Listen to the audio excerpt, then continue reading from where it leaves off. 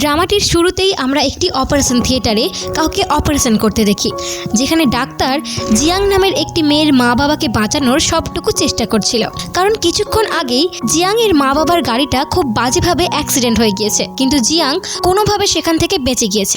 এদিকে ছোট্ট ইয়ানের বাবা মা ছোট্ট জিয়াংকে সান্ত্বনা দেওয়ার সব রকম চেষ্টা করছিল। আর তখনই সেখানে ডাক্তার এসে বলে অতিরিক্ত রক্ত বের হয়ে যাওয়ার কারণে আমরা জিয়াং এর বাবা মার কাউকে বাঁচাতে পারলাম না।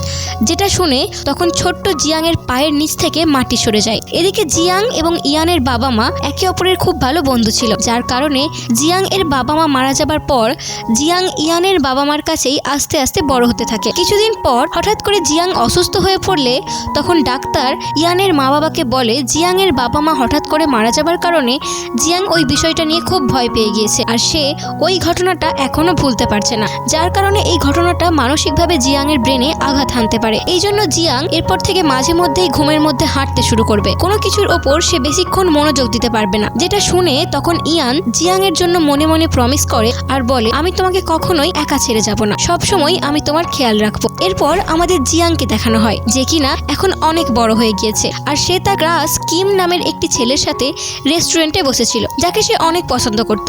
আর তখনই তার হঠাৎ করে ঘুম ভেঙে যায়, আর ইয়ানকে তার রুমে দেখে সে খুব রেগে যায় আর তাকে মারতে শুরু করে এবং তার রুম থেকে বের করার চেষ্টা করে, কিন্তু ইয়ান কিছুতেই যেতে চাচ্ছিল না। যার কারণে জিয়াং ইয়ানের বাবা মার কাছে বিচার দেওয়ার জন্য তার বাবা মার কাছে ভিডিও কল করে, যেটা দেখে ইয়ান তার মোবাইলটি তার কাছ থেকে কেড়ে নেয় আর উল্টো জিয়াং এর নামে বিচার দিতে থাকে আর বলে দেখো না মা, আমি জিয়াংকে কতবার করে বলেছি আমার জন্য সকালের নাস্তা বানানোর জন্য, কিন্তু সে কিছুতেই বানাচ্ছে না, উল্টো আমার সাথে মারামারি করছে। যেটা শুনে জিয়াং তখন ইয়ানের উপর বিরক্ত হয়ে মনে মনে বলতে থাকে এই শয়তান ইয়ান যদি আমার জীবনে নাই থাকতো তাহলে আমি কি সুন্দরভাবেই না আমার জীবনটা কাটাতে পারতাম। এরপর থেকে আমরা ওদের দুজনের মধ্যে সুন্দর সুন্দর খুনসুটিগুলো দেখতে পাই। এখানে ইয়ান সবসময়ই জিয়াংকে বিরক্ত করতে থাকতো, যার জন্য জিয়াং ইয়ানকে খুব বকাঝকা করতো, কিন্তু তারপরও জিয়াং যখন ইয়ানকে কেয়ার করতো তখন ইয়ানের এটা খুব ভালো লাগতো। পরের সিনে আমাদের স্কুলে দেখানো হয়, যেখানে জিয়াং তার এক বন্ধুর সাথে ক্লাসের দিকে যাচ্ছিল। এদিকে জিয়াং পড়াশোনায় তেমন ভালো ছিল না, যার কারণে তার বন্ধু তখন বলে তুমি তো ইয়ানের কাছে পড়তে পারো, ও নিশ্চয়ই তোমাকে হেল্প করবে। যেটা শুনে তখন জিয়াং বলে আমি কখনোই ওই শয়তানের কাছ থেকে সাহায্য নিব না। এই বলে জিয়াং তখন ক্লাসে চলে যায়। কিছুক্ষণ পর জিয়াং তার নোট বইটি বের করতে যায়, তখন সে দেখতে পায় সে ভুল করে ইয়ানের নোট বইটি নিয়ে এসেছে আর তার নোট বইটি সে বাসায় ফেলে এসেছে। আর তখনই ক্লাসে ইয়ানের এন্ট্রি হয়, যাকে দেখে ক্লাসের সবাই তার দিকে হা করে তাকিয়েছিল। আর অন্যদিকে ইয়ান দেখতে যেমন হ্যান্ডসাম, পড়াশোনায় তেমনি ভালো ছিল। এর সাথে সাথে ইয়ান স্কুলের বাস্কেটবল প্রতিযোগিতার চ্যাম্পিয়ন, এমনকি সকল মেয়েদের ক্রাশ। যাই হোক, ইয়ান তখন জিয়াং এর কাছে এসে নোট বইটি পাল্টিয়ে নেয়। কিছুক্ষণ পর যখন টিচার ক্লাসে আসে তখন উনি সবাইকে বলতে থাকেন ইয়ান এইবারও ক্লাসে ফার্স্ট হয়েছে। যেটা শুনে জিয়াং তখন জেলাস ফিল করতে শুরু করে। রাতে জিয়াং যখন বাসায় এসে তার এবং ইয়ানের রেজাল্ট চেক করছিল তখন সে দেখতে পায় ইয়ানের থেকে সে মাত্র 532 নাম্বার কম পেয়েছে। যেটা দেখে জিয়াং মনে মনে ভাবতে থাকে আমার জীবনের প্রথম টার্গেট হলো আমার স্কুল লাইফ শেষ করা এবং এমন একটা কলেজে ভর্তি হওয়া যেখানে ওই শয়তান ইয়ান কখনোই চান্স পাবে না আর আমার পিছুও কখনো লাগতে পারবে না। আচ্ছা, আমার এই নাম্বার দিয়ে কি আমি আদৌ এমন কোনো কলেজে ভর্তি হতে পারবো? যাই হোক, তখনই সে তার টেবিলে রাখা একটি ছবির ফ্রেম হাতে নেয়, যেখানে জিয়াং ইয়ান এবং ওর ক্রাশ কিম ছিল। তখন জিয়াং ইয়ানের ছবির উপরে হাত রেখে কিমকে দেখে বলতে থাকে আমার দ্বিতীয় টার্গেট হলো তুমি। আর তখনই সেখানে হঠাৎ করে ইয়ান এসে জিয়াং এর কাছ থেকে ছবিটি কেড়ে নেয়। যেটা দেখে জিয়াং তখন ইয়ানকে রাগাতে রাগাতে তাকে বলে তোমার কিমকে দেখে তো হিংসে হয়, কারণ কিম তোমার থেকে ভালো বাস্কেটবল খেলোয়াড় এবং দেখতে তোমার থেকেও অনেক হ্যান্ডসাম। যেগুলো শুনে ইয়ান জিয়াংকে না পারছিল মারতে আর নাইবা পারছিল তাকে কিছু বলতে।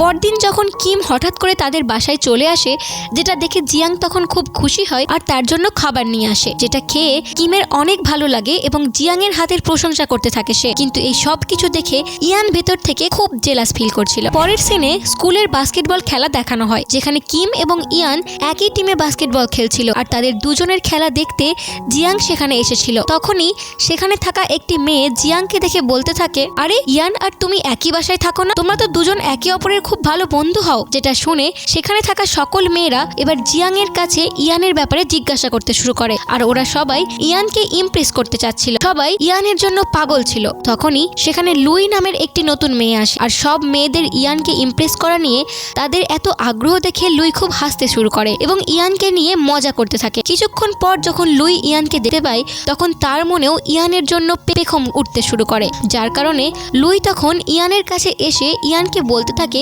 আমরা দুজন তো একই ক্লাসের, তাহলে আমরা কি দুজন দুজনের ভালো বন্ধু হতে পারি? যেটা শুনে ইয়ান তখন লুইকে কোনো পাত্তা না দিয়ে সেখান থেকে চলে যায়। পরের সিনে ক্লাস টিচার লাইটেন নামের একটি ছেলেকে ক্লাসের সবার সাথে পরিচয় করিয়ে দেয় এবং তাকে তার ডেস্কমেটের সাথে গিয়ে বসতে বলে। এরপর লুই ক্লাসে এসে নিজেকে সবার সামনে ইন্ট্রোডিউস করায় আর স্যারকে বলে, স্যার আপনার উচিত আমাদের সবাইকে নিজেদের ডেস্কমেট নিজেদেরকেই চয়েস করতে দেওয়া, যাতে আমরা সবাই একে অপরের সাথে নিজেদের ইচ্ছা মতো যে কোনো জায়গায় বসতে পারি। যেটা শুনে তখন ক্লাস টিচার সবাইকে ক্লাস থেকে বাইরে বেরিয়ে যেতে বলে এবং নতুন করে সিরিয়ালি এসে যে যার ইচ্ছে মতো বসতে বলে, যার জন্য ইয়ান জিয়াংকে বলে, আমি তোর সাথে বসবো, তুই আমার জন্য জায়গাটা রাখিস। যেটা শুনে তখন জিয়াং বলে, তুই এটা নিয়ে স্বপ্ন দেখতে থাক, আমি এবার আমার নিজের ইচ্ছে মতো যে কোনো জায়গায় গিয়ে বসবো। এরপর ইয়ানের সাথে লুই এবং জিয়াং এর সাথে লাইটেন বসে এবং ওরা দুজনে খুব ভালো বন্ধু হয়ে যায়। যেটা দেখে ইয়ান তখন খুব রেগে যায়। ক্লাস শেষে লাইটেন এবং জিয়াং যখন একে অপরের সাথে কথা বলছিল তখনই সেখানে ইয়ান এসে একটি কাগজের টুকরা জিয়াং এর মাথায় মারে আর তাকে ক্লাসে গিয়ে বসতে বলে। তাদের দুজনকে একসাথে দেখে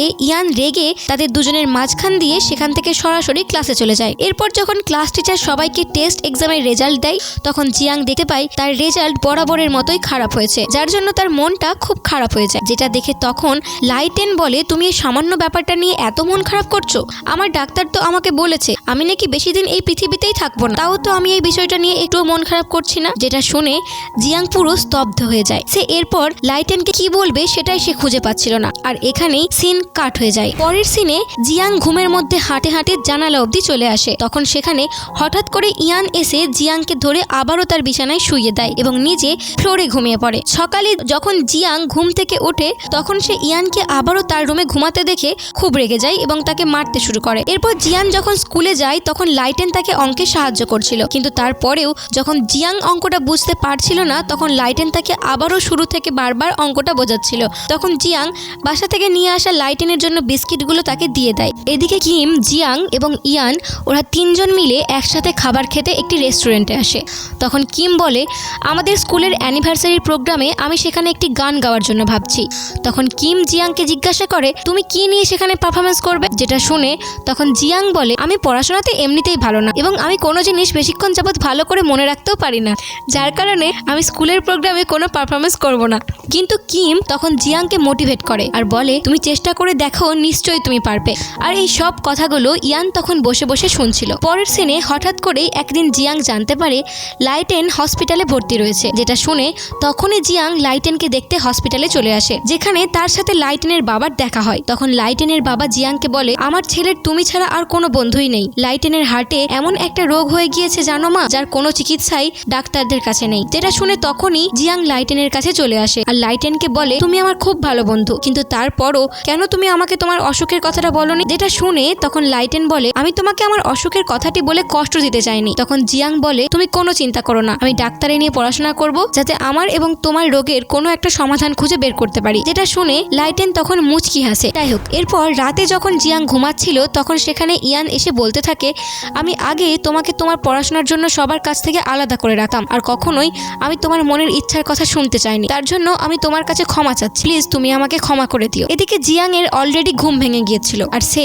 ইয়ানের বলা সব কথাগুলো শুনে ফেলে, কিন্তু তাকে সে কিছুই বুঝতে দেয় না। পরের সিনে আমাদের স্কুলের অ্যানিভার্সারির দিনটি দেখানো হয়, যেখানে জিয়াং পার্টিসিপেট করার জন্য বাড়ি থেকে একটি গল্পের স্ক্রিপ্ট লিখে নিয়ে এসেছিল, কিন্তু সেটা এখন সে কোথাও খুঁজে পাচ্ছে না। কিন্তু এদিকে অলরেডি জিয়াংকে স্টেজে আসার জন্য মাইক দিয়ে বলা হচ্ছিল, যার কারণে তখন জিয়াং স্ক্রিপ্ট ছাড়াই স্টেজে পার্টিসিপেট করতে যায়, যার কারণে জিয়াং ঠিক মতো তার গল্পটা বলতেও পারছিল না। তাই জিয়াং তখন তার লেখার গল্প বাদ দিয়ে লাইটেনের জীবনের গল্পটা সবার সামনে বলতে থাকে। যেটা শুনে তখন সেখানে থাকা সবাই খুব ইমোশনাল হয়ে পড়ে এবং খুব পছন্দ করে তার তার এই গল্পটা। আর ইয়ানও বেশ খুশি হয়। এদিকে একদিন জিয়াং এবং লাইটেন যখন একটি পার্কে বসেছিল, ঠিক তখন লাইটেন জিয়াংকে বলে আমেরিকাতে একটি হসপিটাল রয়েছে যেখানে আমার এই রোগের চিকিৎসা রয়েছে, যার কারণে আমাকে ইংলিশ স্কুল এবং তোমাদের সবাইকে ছেড়ে সেখানে চলে যেতে হবে। এটা শুনে তখন জিয়াং এর মনটা ভীষণ খারাপ হয়ে যায়। রাতে জিয়াং এবং ইয়ান একসাথে বসে বসে যখন টিভি দেখছিল, তখন ইয়ান জিয়াংকে জিজ্ঞাসা করে, আচ্ছা তোর স্বপ্ন কি আর তুই ভবিষ্যতে কি হতে চাস? সেটা শুনে জিয়াং তখন বলে, আমি মেডিকেল কলেজে ভর্তি হতে চাই এবং একজন ভালো ডাক্তার হতে চাই, কিন্তু এটা আমার জন্য পুরোপুরি ইম্পসিবল ব্যাপার, যেমনটা তুই কখনো আমার জন্য খাবার বানাতে পারিস না। পরদিন যখন জিয়াং ঘুম থেকে ওঠে তখন সে দেখতে পায় ইয়ান খুব সুন্দর করে তার জন্য সকালের নাস্তা তৈরি করেছে। সেটা দেখে জিয়াং খুব খুশি হয়ে যায়। তখন ইয়ান জিয়াংকে খাবার খাইয়ে বলতে থাকে, আমি যেমন ভাবে চেষ্টা করে খাবার বানাতে পেরেছি, তুইও চেষ্টা করলে পারবি মেডিকেল কলেজে ভর্তি হতে। যাই হোক, কিছুদিন পর স্কুলের ফাইনাল পরীক্ষা শুরু হয়ে যায়, যেখানে জিয়াং এবং ইয়ান একই ক্লাসে বসে পরীক্ষা দিচ্ছিল আর বাহিরে ইয়ানের বাবা মা তাদের দুজনের জন্য অপেক্ষা করছিল। কিছুদিন পর যখন তাদের রেজাল্ট দেওয়া হয়, তখন ইয়ান এবং জিয়াং দুজনেই এক্সামে ভালো রেজাল্ট করে, যেটা দেখে জিয়াং খুশিতে ইয়ানকে জড়িয়ে ধরে, কারণ সে এই প্রথমবার এক্সামে এত ভালো রেজাল্ট করেছে। এরপর যখন জিয়াং কলেজে ভর্তি হবার জন্য আসে, তখন জিয়াং ইয়ানকে বলছিল, তুই তোর স্বপ্নের কলেজে ভর্তি হয়ে তোর স্বপ্নটা পূরণ কর। যেটা শুনে ইয়ান তখন মুচকি হাসছিল আর মনে মনে বলছিল, জিয়াং একটু তো ওয়েট করো, তারপর আমি তোমাকে দেখাচ্ছি আমি কোন কলেজে ভর্তি হই। এরপর যখন সবাই লাইনে দাঁড়িয়ে কলেজে ভর্তি হবার জন্য এক এক করে ফর্ম নিচ্ছিল, তখনই আমাদেরকে সেখানে আর একটা নতুন মেয়ে ক্যারেক্টারকে দেখানো হয়, যার নাম ছিল লিজা। আর সবাই তার দিকেই হাঁ করে তাকিয়েছিল, কিন্তু এদিকে লিজা ইয়ানকে দেখে মুচকি হেসে সেখান থেকে চলে আসে। যাই হোক, জিয়াং শেষমেশ তার স্বপ্নের মেডিকেল কলেজে ভর্তি হওয়ার ফর্মটি পেয়ে যায়। আর তখনই জিয়াং জানতে পারে ইয়ানও তার সাথে একই কলেজে ভর্তি হবে। সে আর্টিফিশিয়াল ইন্টেলিজেন্স বিভাগে চান্স পেয়েছে, আর যার কারণে ইয়ান তখন ফর্মটি নিয়ে নেয়, যেটা দেখে জিয়াং খুব রেগে যায় এবং পেরেশানিতেও পড়ে যায়। যার কারণে জিয়াং তখন ইয়ানকে বলতে থাকে, আমার কলেজ লাইফটা তুই আর খারাপ করিস না প্লিজ, তুই অন্য কোনো কলেজে গিয়ে ভর্তি হ। যেটা শুনে তখন ইয়ান বলে, কখনোই না, আমি তো তোর পিছু এত সহজে ছাড়ছি না। আর এখানেই সিন কাট হয়ে যায়। পরের সিনে আমাদের কলেজের বাস্কেটবল টিম দেখানো হয়, যেখানে কোচ ইয়ানকে বাস্কেটবল টিমের ক্যাপ্টেন বানিয়ে দেয়। যেটা শুনে সেখানে থাকা লেন্ডি নামের একটি ছেলে খুব রেগে যায়, কারণ সে এর আগে তাদের বাস্কেটবল টিমের ক্যাপ্টেন ছিল। পরে ইয়ান যখন টিমের প্লেয়ারদের ট্রেনিং দেওয়ার জন্য একসাথে করে, তখন কেউই তার কথা শুনে না। তখনই সেখানে লুই এবং জিয়াংও চলে আসে আর সবাইকে একটি করে কোল্ড ড্রিঙ্কসের বোতল দেয়। এদিকে লুইকে ইয়ানের সাথে দেখে লন্ডি তখন খুব রেগে যায়, কারণ সে লুইকে খুব পছন্দ করে। পরদিন কোচ টিমের সকল প্লেয়ারদের গতকাল ইয়ানের কথা না মানার কারণে সবাইকে তখন শাস্তি দেয়। তখনই সেখানে থাকা একটি ছেলে কোচকে বলে, ইয়ান আমাদের ক্যাপ্টেন হতে পারবে না। যেটা শুনে তখন কোচ আরো রেগে ওই ছেলেটিকে এক্সট্রা পুশ আপ দেওয়ার জন্য বলে। এটা দেখে লেন্ডি কোচকে বাবা বলে ডাকে আর বলে, ও তো ঠিকই বলেছে, ইয়ান আমাদের টিমের ক্যাপ্টেন হওয়ার যোগ্য না। আর এখন আমরা বুঝতে পারি লেন্ডি এবং কোচ বাবা ছেলে। যাই হোক, কোচ এটা শুনে তখন তার ছেলেকেও এবার 2 কিলোমিটার দৌড়ানোর জন্য শাস্তি দেয় আর সবার উদ্দেশ্যে বলে, আজ থেকে তোমাদের সবার ট্রেনিং ইয়ানি করাবে। এদিকে কলেজের এক্সামে ভালো রেজাল্ট করাতে ক্লাস টিচার জিয়াংকে বলে, তোমাকে আমেরিকাতে গিয়ে ডাক্তারি পড়াশোনার জন্য চান্স দেওয়া হয়েছে। আর তখনই সেখানে লুই এসে জিয়াংকে বলে, ইয়ানের সাথে কিছু বদ ছেলেরা ঝগড়া করছে। যেটা শুনে জিয়াং তখন টিচারের কথার অ্যান্সার না দিয়েই কিছু লোক সেখানে নিয়ে গিয়ে তাদের ঝগড়া থামিয়ে দেয়। তখনই সেখানে তাদের টিমের স্পন্সর ওইয়ন চলে আসে। তখন ওইয়নের সেক্রেটারি তাদের বলতে থাকে এখানে যাতে তারা আর মারামারি না করে, কারণ এতে তাদের অয়ন গ্রুপের নাম খারাপ হবে। পরের দিন বাস্কেটবল ম্যাচে ইয়ানের কথা মতো সবাই খেলেছিল, যার কারণে তখন ইয়ানের টিম জিতে যায়।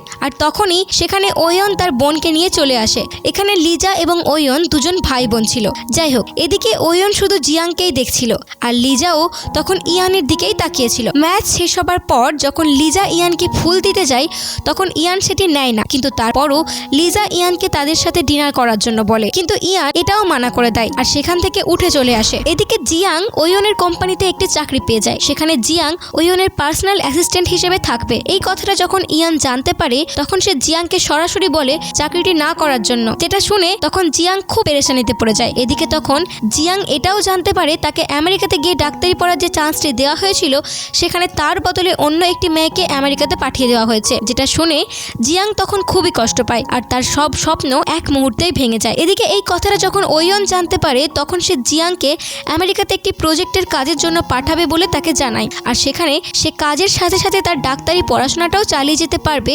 যেটা শুনে জিয়াং তখন খুবই খুশি হয়। কিন্তু এদিকে লিজা তার ভাইয়ের এমন সিদ্ধান্তে মোটেও খুশি ছিল না, যার কারণে সে তখন তার ভাইকে বলে, তুমি শুধু শুধু ওই মেয়েটার জন্য একটা ফালতু প্রজেক্ট নিয়ে এতগুলো টাকা নষ্ট করছো। যেটা শুনে তখন ওয়ন বলে, আমি যা করছি সেটা ভেবে চিন্তেই করছি, তাই তুমি যেটা বুঝো না সেটা নিয়ে মাথা ঘামাতে এসো না। পরের সিনে লিজার জন্মদিন উপলক্ষে খুব বড় করে একটি পার্টি অ্যারেঞ্জ করা হয়, যেখানে লুই আর জিয়াংও ছিল। এরপর লিজা জিয়াংকে একা একা একটি রুমে নিয়ে যায় এবং তাকে একটি ভয়েস রেকর্ড শোনায়।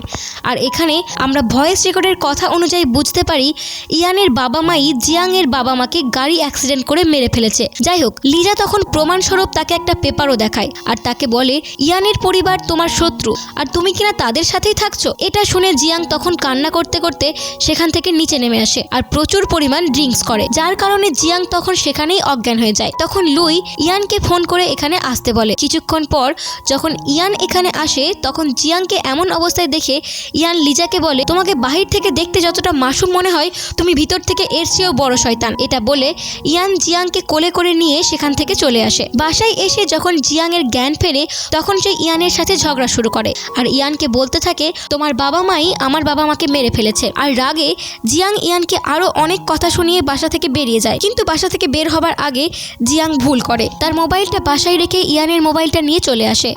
তখন জিয়াং মোবাইলটি চালু করতেই দেখে তার অনেক ছবি ইয়ানের মোবাইলে রয়েছে। সেগুলোর মধ্যে একটি ছবিতে লেখা ছিল, জিয়াং আমি তোমাকে খুব পছন্দ করি। তখনই সেখানে কিছু গুন্ডারা এসে তাকে বিরক্ত করতে শুরু করে আর তখনই সেখানে ইয়ান নায়কের মতো এসে জিয়ানকে গুন্ডাদের হাত থেকে বাঁচায় এবং তাদের সাথে মারামারি করতে থাকে। কিন্তু জিয়াংকে বাঁচাতে গিয়ে ইয়ানও অনেক মার খায় গুন্ডাদের হাতে, কিন্তু তারপরও ইয়ান জিয়াংকে গুন্ডাদের হাত থেকে বাঁচিয়ে নিজের বাসায় নিয়ে আসে। তখন জিয়াং ইয়ানকে জিজ্ঞাসা করে, তুমি কি আমাকে পছন্দ করো? যার উত্তরে তখন ইয়ান বলে হ্যাঁ। যেটা শুনে তখন জিয়াং বলে, আমরা দুজন কখনোই এক হতে পারবো না। এটা বলে জিয়াং তখন ইয়ানকে তার রুম থেকে বের করে দেয় আর অসুস্থ বন্ধু লাইটেনকে কল করে সব ঘটনা খুলে বলে আর বলে, আমার এখন কি করা উচিত তুমিই বলো। যেটা শুনে তখন লাইটেন জিয়াংকে সান্ত্বনা দিতে থাকে। এদিকে লাইটেনের ডাক্তার লাইটেনকে বলছিল, তোমার হার্টের প্রবলেমটা দিন দিন বেড়েই চলেছে, চিকিৎসা করে কোনো উন্নতি হচ্ছে না। এদিকে জিয়াং আবারও বাসা থেকে একা একা চলে যায়। কিন্তু কিছুক্ষণ পর যখন ইয়ান এসে জিয়াংকে তার রুমে দিতে না পায় তখন সে বুঝে যায় জিয়াং আবারও বাসা ছেড়ে চলে গিয়েছে। যার কারণে ইয়ান তখন জিয়াংয়ের সব বন্ধুদের কল করে জিজ্ঞাসা করে যে জিয়াং তাদের ওখানে গেছে কিনা, কিন্তু সবাই বলে না, আমাদের এখানে তো আসেনি। এদিকে ওয়ন তার বোন লিজাকে খুব খুশি দেখে তার বোনকে জিজ্ঞাসা করে, তুই নিশ্চয়ই জিয়াংয়ের কোনো ক্ষতি করেছিস। যেটা শুনে তখন লিজা বলে, আমি তো ওকে সব সত্যি কথাই বলেছি। আর তাদের দুজনের কথাবার্তার মাধ্যমে আমরা জানতে পারি ওয়নের পরিবার জিয়াংয়ের পরিবারের কোনো বড় একটা ক্ষতি করেছিল, যার কারণে ওয়ন সবসময় চাচ্ছে ক্ষতিপূরণ হিসেবে জিয়াংকে যে কোনো বিষয়ে সাহায্য করে। আর এখানে আমরা এও জানতে পারি লিজা জিয়াংকে যে অডিও ভয়েস এবং পেপার দেখিয়েছিল এগুলো সবই নকল ছিল। যাই হোক, এদিকে ইয়ানের মা বাবা জিয়াংকে খুঁজে না পেয়ে খুব পেরেশানিতে পড়ে যায়। এদিকে জিয়াংয়ের কাছে কোনো টাকা না থাকার কারণে সে অনেক দিন যাবৎ কোনো খাবার খায়নি। এরপর যখন জিয়াং কলেজে যায় তখনই কিম এসে তাকে বলে, তোমাকে তো ইয়ান অনেক দিন যাবৎ খুঁজে বেড়াচ্ছে, তুমি কোথায় ছিলে? ইয়ান তোমার জন্য না পারছে খেতে আর না পারছে ঠিকমতো ঘুমাতে। এর কিছুক্ষণ পর কিম ইয়ানকে কল করে জিয়াং যে কলেজে এসেছে সেটা জানায়। যেটা শুনে ইয়াং তখনই কলেজের উদ্দেশ্যে রওনা হয়। এদিকে লাইটেন তার চিকিৎসা ফেলে দিয়ে সরাসরি কলেজে এসে জিয়াংকে জড়িয়ে ধরে আর তখনই সেখানে ইয়ান চলে আসে। আর তাদের দুজনকে এভাবে দেখে ইয়ান মনে মনে খুব কষ্ট পায় আর সেখান থেকে জিয়াং এর সাথে দেখা না করেই চলে আসে। কিছুদিন পর জিয়াং তার জিনিসপত্রগুলো নেওয়ার জন্য যখন বাসায় আসে তখন ইয়ানের মা জিয়াংকে বলে, তোমার মা আর আমি ছোটবেলা থেকেই একে অপরের খুব ভালো বন্ধু ছিলাম। তখন ইয়ানের মা তার পরিবারের একটি ছবিও জিয়াংকে দেখায়। তখন সেখানে ইয়ান এসে জিয়াংকে বলে, তুমি ওই দিন যে অডিও শুনেছো ওইটা এডিট করা ছিল এবং যে পেপার তুমি দেখেছো ওইগুলো সবকিছুই নকল ছিল। কিন্তু তারপরেও জিয়াং ওদের কিছুই না বলে সেখান থেকে চলে যায়। এদিকে লিজা তার ভাইয়ের সেক্রেটারি মনিকার সাথে বসে বসে প্ল্যান বানাচ্ছিল কিভাবে জিয়াং এর আবারও বড় ধরনের ক্ষতি করা যায়। তখন মনিকা বলে, তুমি কোনো চিন্তা করো না, এই ব্যাপারটা তুমি আমার উপর ছেড়ে দাও। আসলে মনিকা তার ভাই ওয়নকে খুব পছন্দ করত, কিন্তু ওয়ন জিয়াকে পছন্দ করায় তার খুব জেলাস ফিল হতো। একদিন রাতে হঠাৎ করে জিয়াং ঘুমের মধ্যে হাঁটতে হাঁটতে বাইরে চলে আসে আর যখনই একটি গাড়ির সাথে তার অ্যাক্সিডেন্ট হতে যাবে ঠিক তখনই সেখানে ইয়ান এসে তাকে বাঁচিয়ে নেয়, যার কারণে তখন জিয়াং এর ঘুম ভেঙে যায়। তখন ইয়ান তাকে জড়িয়ে ধরে কিন্তু জিয়াং তার কাছ থেকে দূরে সরে যায়। আর জিয়াং তখন ইয়ানকে বলে, আমি আমার মা বাবার মৃত্যুর আসল কারণটা যতদিন না খুঁজে বের করতে পারবো ততদিন পর্যন্ত আমি বাড়িতেই ফিরবো না। তারপর জিয়াং ইয়ানের সাথে রাগ করে বলে, আমি ঘুমের মধ্যে হেঁটে বেড়াই, সেটা যদি তুমি আমাকে আগে বলে দিতে তাহলে আমি নিজেই নিজেকে বাঁচিয়ে নিতাম। যেটা শুনে তখন ইয়ান বলে, সেটার কোনো প্রয়োজন হবে না, আমি সবসময় তোমাকে প্রোটেক্ট করব, আমি কোনো দিন তোমার কোনো কিছু হতে দেবো না। যেটা শুনে তখন জিয়াং বলে, আমাকে প্রোটেক্ট করার জন্য তুমি তাহলে এতদিন আমার রুমে থাকতে। এদিকে ইয়ান কিমের সাথে একটি শপিং মলে আসে আর জিয়াং এর জন্য সুন্দর দেখে একটি কাপড় চয়েস করে আর মনে মনে ভাবতে থাকে আচ্ছা এই জামাটা জিয়াং পরলে ওকে কতই না সুন্দর লাগবে। এদিকে ওইয়নও জিয়াংকে বলেছিল তুমি কি আমার সাথে শপিং করতে যাবে, যেটা শুনে তখন জিয়াং রাজি হয়ে যায়, যার কারণে তখন ওরা দুজনে সাইকেলে করে শপিং মলের দিকে যেতে থাকে। কারণ এদিকে জিয়াং গাড়িতে উঠতে পারতো না, সে গাড়িকে খুব ভয় পেত, কিন্তু এই সবকিছু দেখে মনিকা আবার খুব জেলাস ফিল করতো। এদিকে শপিং মলের বাইরে ইয়ান তাদের দুজনকে একসাথে দেখে খুব রেগে যায় এবং জিয়াং এবং এর জন্য কিনে আনা ড্রেসটা সেখানে ফেলে দিয়ে ওখান থেকে চলে যায়। কিন্তু জিয়াং তখন ওই ড্রেসটি সেখান থেকে নিয়ে বাড়িতে চলে আসে। এই ড্রেসটি দেখে সে খুব খুশি হয় এবং তার খুব পছন্দ হয় ড্রেসটা। পরের দিন জিয়াং রিপোর্ট তৈরি করার জন্য লাইব্রেরিতে আসে আর তখনই সেখানে একটি সে ফাইল দেখতে পায় যেখানে তার পরিবার এবং ওয়নের পরিবারের কিছু নিয়ে একটা ঝামেলা ছিল, যেটা দেখে তখনই সে ওই ফাইলটার দিকে একটি ছবি তুলে নেয় এবং সেটি কিমকে গিয়ে দেখায় আর বলে তাকে সাহায্য করার জন্য। এটা শুনে কিম বলে আমাকে পুরো ফাইলটা দেখতে হবে, তাহলে আমি হয়তো তোমার সাহায্য করতে পারবো। যাই হোক, এদিকে ইয়ান জিয়াং এর জন্য একটি অ্যালার্ম ঘড়ি বানানোর চেষ্টা করছিল, যেই ঘড়ি ঘুমিয়ে হাঁটা মানুষদের অ্যালার্মের মাধ্যমে ঘুম থেকে জাগিয়ে দিবে, যার কারণে ইয়ান এটি তৈরি করে জিয়াংকে পরিয়ে দিতে চায়, কিন্তু জিয়াং সেটা পড়তে চায় না, যার কারণে তখন ইয়ান জিয়াংকে বলে তুমি ঘড়িটা পরবে আর নয়তো আমার সাথে আমার বাসায় যাবে। যেটা শুনে তখন জিয়াং বলে আমি বাড়ি যেতে পারবো না, যার কারণে সে তখন ঘড়িটি পরে নেয় আর ইয়ানকে বলে আমি খুব শীঘ্রই একটি বাড়ি খুঁজে নেব, তাহলে আমাকে আর আমার ফ্রেন্ডের বাড়িতে থাকতে হবে না। যেটা শুনে তখন সেখানে থাকা একটি মেয়ে তাদের এখানে এসে জিয়াংকে বলে আমি আমার বাসায় একাই থাকি, তুমি চাইলে আমার সাথে থাকতে পারো। যেটা শুনে তখন জিয়াং রাজি হয়ে যায় আর এরপর ওরা দুজন যখন ওই মেয়েটির বাসায় যায় তখন ইয়ান রুমটি দেখে সরাসরি মানা করে দেয়, কারণ রুমটিতে কোনো জানালা ছিল না। যেটা শুনে তখন ওই মেয়েটি বলে আমি 1000 ইউয়ান দিয়ে সেটি করিয়ে নেব, তোমরা চিন্তা করো না। যেটা শুনে তখন ইয়ান রাজি হয়ে যায় এখানে থাকতে দিতে। এদিকে জিয়ান যখন অফিসে ছিল তখন মনিকা থাকে অনেকগুলো কাজ দিয়ে দেয়, যার কারণে সেগুলো করতে জিয়াং এর অনেক রাত হয়ে যায়। সেটা দেখে তখন ওয়ন জিয়াংকে বাসায় দিয়ে আসার জন্য বলে, কিন্তু জিয়াং তাকে মানা করে দেয় আর একা একাই সে বাসায় যেতে থাকে। লিফট বন্ধ থাকার কারণে জিয়াং যখন সিঁড়ি বেয়ে উপরের দিকে উঠছিল তখন সে পায়ে ব্যথা পেয়ে যায়, যার জন্য সে আর হাঁটতে পারছিল না। আর তখনই ইয়ান বরাবরের মতোই চলে আসে আর তাকে কাঁধে করে বাসা পর্যন্ত দিয়ে আসে। তখন ইয়ান হঠাৎ করে জিয়াংকে বলে আমি তোমাকে খুব পছন্দ করি, তুমি কি আমার গার্লফ্রেন্ড হবে? এটা শুনে জিয়াং কিছুই বলে না আর ইয়ানের মুখের উপর দরজাটি সে বন্ধ করে দেয়। কিন্তু এদিকে জিয়াং মনে মনে খুব খুশি হয়ে যায়, এর মানে জিয়াংও আস্তে আস্তে ইয়ানকে পছন্দ করতে শুরু করেছে। পরের দিন ইয়ান জিয়াং এর রুমের জানালায় বড় দেখে একটা পেন্টিং লাগিয়ে দেয়, যেটা দেখে জিয়াংও খুব খুশি হয়ে যায় এবং ইয়ানকে মেসেজ করে ধন্যবাদ জানায়। এদিকে লেন্ডি লুইকে শপিং করাতে নিয়ে যায়। শপিং শেষে লেন্ডি তার বন্ধুর সাথে দেখা করে আর বলে আমি আমার বাবা মার ক্রেডিট কার্ড দিয়ে আজকে লুইকে শপিং করিয়ে দিয়েছি, কিন্তু এটা আমি আর করতে চাই না, তাই প্লিজ তুই আমাকে একটা চাকরির ব্যবস্থা করে দে, যাতে আমি আমার নিজের টাকা দিয়ে লুইকে শপিং করিয়ে দিতে পারি। কিছুদিনের মধ্যে লুই বাচ্চাদের খেলাধুলা শেখানোর চাকরিটা পেয়ে যায়। এরপর যখন লেন্ডি বাচ্চাদের খেলা শেখাচ্ছিল তখন সেখানে লুই চলে আসে। লেন্ডিকে তার জন্য কাজ করতে দেখে লুই খুব খুশি হয়। এদিকে সিন শিফট হয় জিয়াং ও ইয়ানের কাছে, যেখানে জিয়াং ইয়ানকে জোর করছিল কমলা খাওয়ার জন্য, কিন্তু ইয়ান কিছুতেই সেটি খেতে চাচ্ছিল না, উল্টো বলতে থাকে কমলার টেস্ট একটুও ভালো না। এটা শুনে যখন জিয়াং নিজেই কমলা খেতে যাবে ঠিক তখনই ইয়ান তার কাছ থেকে জোর করে নিয়ে সব কমলা নিজেই খেয়ে ফেলে। আর ঠিক তখনই ওয়ন জিয়াং এর কাছে কল করে বলে ডাক্তার লাইটেনের রোগের চিকিৎসা পেয়ে গিয়েছে। যেটা শুনে তখন জিয়াং খুব খুশি হয়ে যায়। এরপর ওরা দুজনে একটা পার্টিতে চলে আসে। তখন ইয়ান জিয়াংকে ছাদে নিয়ে আসে এবং দুজনে মিলে একসাথে ডান্স করতে থাকে। আরেক পর্যায়ে ওরা দুজন একে অপরকে কিস করে ফেলে। এদিকে লিজা ইয়ানকে ডেকে এনে তার পরিবার এবং জিয়াং এর পরিবারের সকল আসল পেপারগুলো তাকে দিতে চায়, যাতে ইয়ান তার বাবা মার তার আসল ঘটনাটা জিয়াংকে জানাতে পারে। কিন্তু যখন ইয়ান ওই পেপারগুলো নিতে যায় তখন লিজা ইয়ানকে বাধা দেয় আর বলে এটার বদলে তোমাকে আমার বয়ফ্রেন্ড হতে হবে। যেটা শুনে তখন ইয়ান কিছু না বলে সেখান থেকে চলে যাচ্ছিল। তখনই লিজা ইয়ানকে পিছন থেকে জড়িয়ে ধরে আর বলে প্লিজ তুমি আমার হয়ে যাও। এটা শুনে ইয়ান লিজাকে দূরে সরিয়ে দিয়ে কিছুই না বলে সেখান থেকে চলে আসে। পরের সিনে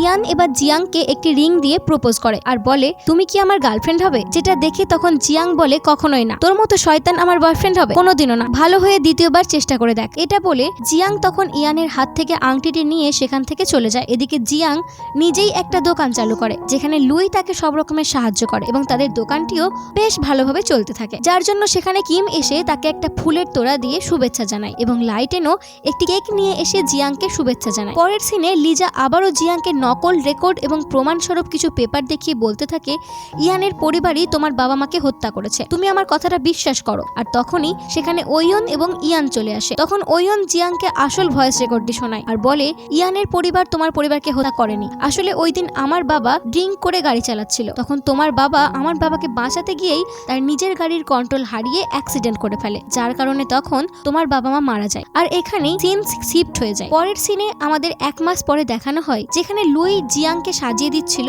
আর কিছুক্ষণ পর জিয়াং তার কলেজের অনুষ্ঠানে চলে যায়, যেখানে তাদের আজ ফাইনাল রেজাল্ট দেওয়া হবে। আর সেখানে বরাবরের মতোই ইয়ান এবারও কলেজের ফার্স্ট বয় হয়, যার কারণে ইয়ান তখন এবার কলেজের সবার সামনে জিয়াংকে বিয়ে করার জন্য প্রপোজ করে, যেটা শুনে তখন জিয়াং রাজি হয়ে যায়। তার আর কি বা করার ছিল, সে তো ভালোবাসে তাকেই। এদিকে লেন্ডিও লুইকে প্রপোজ করে এবং লুইও অনেকদিন যাবৎ লেন্ডিকে পছন্দ করত, কিন্তু এটা সে বলতে পারতো না, যার কারণে লুই এখন সরাসরি রাজি হয়ে যায়। আর এরকমই একটি হ্যাপি এন্ডিং দিয়ে আজকের ড্রামাটি শেষ হয়ে যায়। আর ভিডিওটি এখানেই শেষ হয়। সো থ্যাংক ইউ সবাইকে ভিডিওটি শেষ পর্যন্ত দেখার জন্য। আমাদের আজকের এক্সপ্লেনেশন তোমাদের কেমন লাগলো নিচের কমেন্ট বক্সে লিখে জানিও। আর চ্যানেলে নতুন হলে সাবস্ক্রাইব করে নোটিফিকেশন বেল অন করে পাশে থাকতে একদম ভুলো না। সো দেখা হচ্ছে আবার পরের ভিডিওতে। ততক্ষণের জন্য bye, love you and take care.